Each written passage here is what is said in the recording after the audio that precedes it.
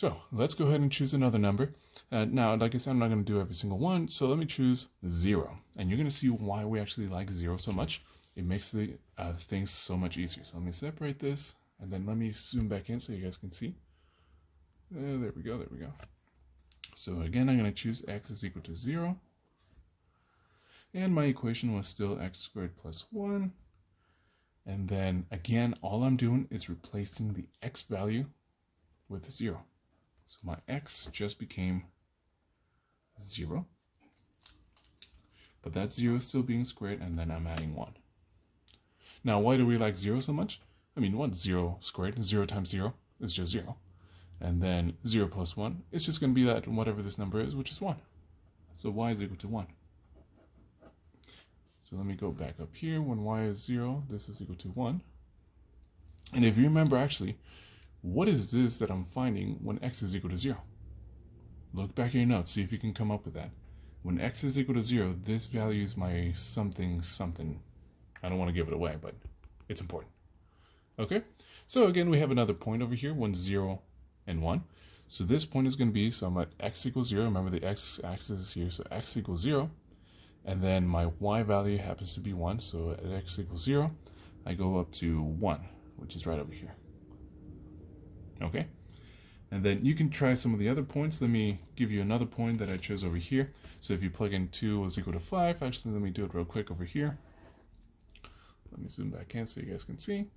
But like if x was equal to 2, I have y is equal to x squared plus 1, and then let me do it quick. So y is equal to parentheses squared plus 1. Remember, my x is just changing to a 2. And then so this is going to be 2 squared, which is 2 times 2. That's 4. And then plus 1, so y is equal to 5. Okay, I went kind of quickly just so I don't bore you guys, but that's the idea, just plug in 2. Now, you see that I'm doing a lot of work. I'm laying it out for you guys, especially because it's the first time we see it. You don't have to do this much work every single time, especially you can just spot it. Like if you know x equals 2, you can do like mental math, like what is 2 squared? Oh, that's 4 plus 1. Okay, and then just skip to y equals 5. I recommend laying it out so you don't get confused with the negatives, but you don't have to every time. So when x was 2, I said y is equal to 5. And then to plot that, let me zoom out so you guys can see the work. So when x was 2, y was 5, so let me find x equals 2. Remember, this is the x-axis. 2, go up to 5, which is over here. Now, once you plug in these points, you're going to start seeing some patterns. Notice right off the bat, I have 3 points over here, and it's giving me already this sort of shape. So if I connect these points, I'm already going to have something that's going to look like, let me use a different color. That's it. Why not? So if I'm trying to connect these points, I can already see the shape is going to look something like this. It's starting to look like the parabola. Now the shape is going to look a lot nicer when you guys actually plug in -1 and +1.